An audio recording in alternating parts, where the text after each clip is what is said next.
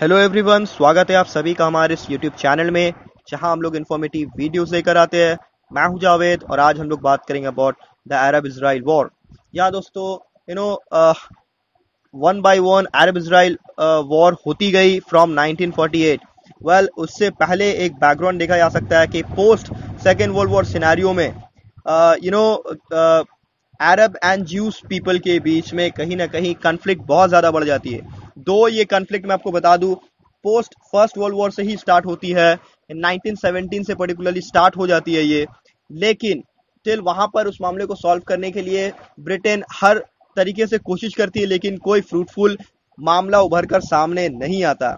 Well, 1947 में, अप्रैल 1947 में, जैसा कि हम लोग को पता है कि पैलेस्टाइन एक सेपरेट इसराइल एक सेपरेट स्टेट बन जाता है पैलेस्टाइन को डिवाइड करके।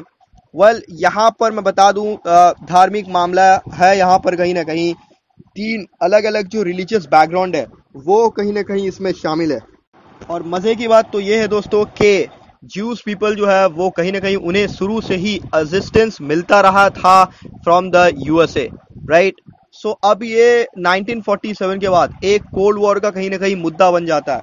Well, 1948 since the founding of the state of Israel, यहाँ पर जो कन्फ्लिक्ट होता है अरब पीपल्स के साथ वो बहुत ज़्यादा बढ़ जाता है, राइट। तो इससे पहले बहुत सारे कमीशंस आए, कमिटीज आए, मामले को सॉल्व करने की कोशिश की गई।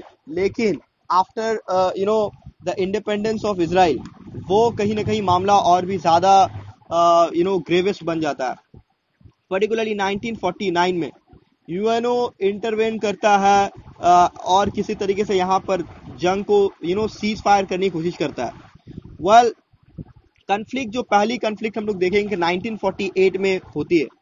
सो 1948 में फर्स्ट अरब इजराइल वॉर होता है इस तरीके से। सो यहाँ पर basically immediately after the establishment of the state Arab countries like Egypt, Jordan, Syria, Iraq वो अटैक करते हैं इसराइल पर on the very night. Israel कहीं ना कहीं जीत जाता है और कैप्चर कर लेता है मेनी अरब लैंड्स, राइट। सो यहाँ पर उसके रीजंस होते हैं फ्रांस, ब्रिटेन कहीं ना कहीं यूएसए को खुलकर सपोर्ट कर रहे थे। तो practically only middle and eastern portion जो था पैलेस्टाइन का and the Gaza strip were under control of the Arabs. And 1949 में पीस को किसी तरीके से रीस्टोर किया गया temporarily by the efforts of the UNO. लेकिन ये तो था 1948 का मामला। अब जो सही मानों में जो मामला स्टार्ट होता है वो 1956। तो दोबारा अरब इजराइल वॉर 1956 होता है, कन्फ्लिक्ट ऑफ 1956 कह लीजिए आप। तो कन्फ्लिक्ट की शुरुआत होती है अरब इजराइल का ये जो कन्फ्लिक्ट था बेसिकली ये 1956 में दोबारा कंटिन्यू होता है और एक फुल फ्लेज वॉर लेकर आता है 1956 में, जब जमाल अब्दुल नासिर जो थे इजिप्ट के, उन्होंने नेशनलाइजेशन के बारे में डिक्लेयर कर दिया था for Suez canal.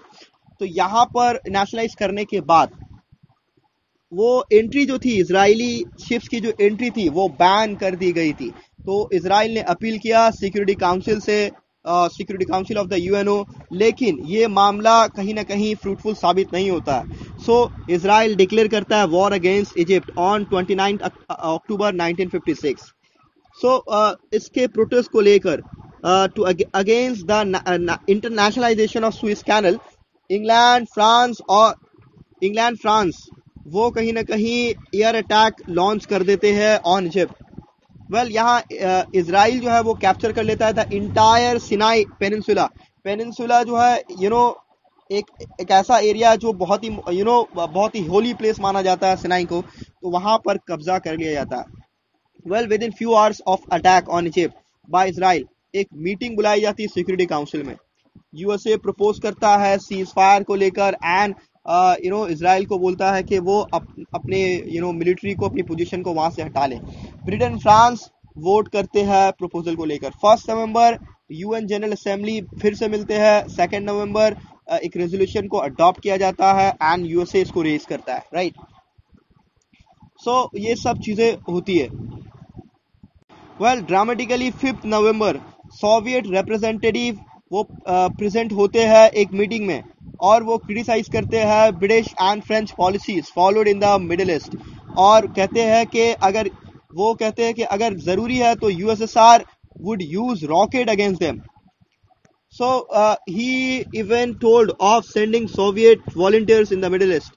So due to this bold announcement, यहाँ पर अब एक्टिव तरीके से कोल्ड वॉर पॉलिटिक्स स्टार्ट हो जाता है between USA and USSR, right. So 15 November United Nations emergency force वो इजिप्ट में पहुंचती है.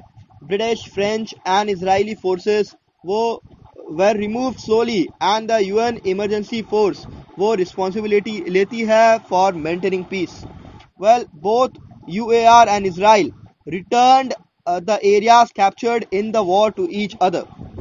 और इस तरीके से पीस को मेंटेन करने के लिए between Israel and the UAE future में on the borders of the two countries UNO army को पोस्ट कर दिया जाता है. सो इस तरीके से पीस जो है बरकरार रहती है कहीं ना कहीं, राइट. लेकिन यहाँ मामला खत्म नहीं होता है, अब फर्दर कन्फ्लिक्ट आ जाता है 1967 का, राइट. तो 1967 में एक बार फिर से ये मामला कन्फ्लिक्ट फिर से स्टार्ट हो जाता है. इसको 6 डे वॉर के नाम से भी हम लोग जानते हैं दोस्तों, 1967.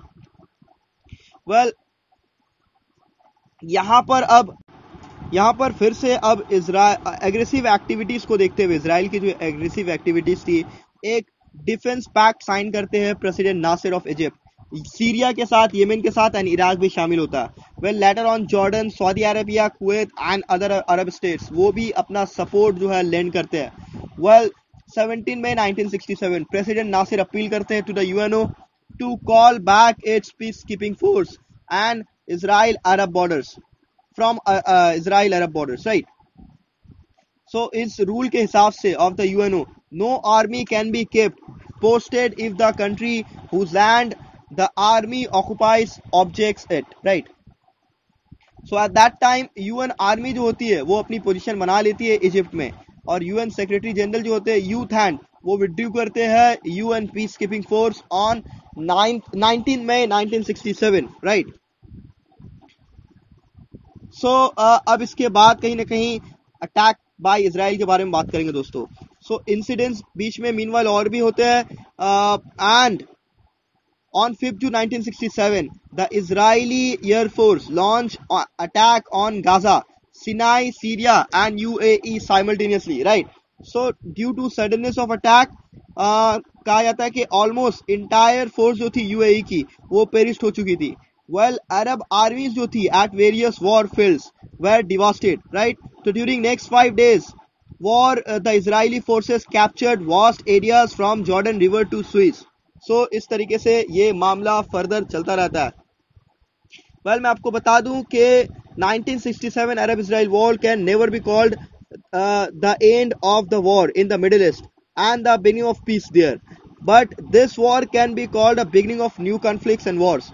So इस तरीके से 6 डे वॉर्स के साथ हम लोग इसको मतलब इस तरीके से पुकारते हैं 6 डे वॉर. वेल यहाँ पर फिर से एक बार 1973 में क्लैश होता है दोस्तों, राइट. तो काफ़ी ही कहा जा सकता है कि ये काफ़ी कॉम्प्लेक्स कैरेक्टर रखता है इन अरब इजराइल वॉर. उसका सबसे बड़ा रीज़न ये है दोस्तों, मिडिल ईस्ट में शुरू से ही इन लोगों ने तेल के मामले को लेकर कुछ मुस्लिम कंट्रीज जो थी उनको अनॉय करने के लिए और एक प्रेशर बनाए रखने के लिए एक पूरा का पूरा सिस्टमेटिक वे में वॉर को लीड किया जा रहा था. तो काफ़ी कॉम्प्लेक्स रहा ये अरब इजराइल वॉर. टिल दिन अगर आपको वीडियो पसंद आया है तो प्लीज़ लाइक एंड सब्सक्राइब.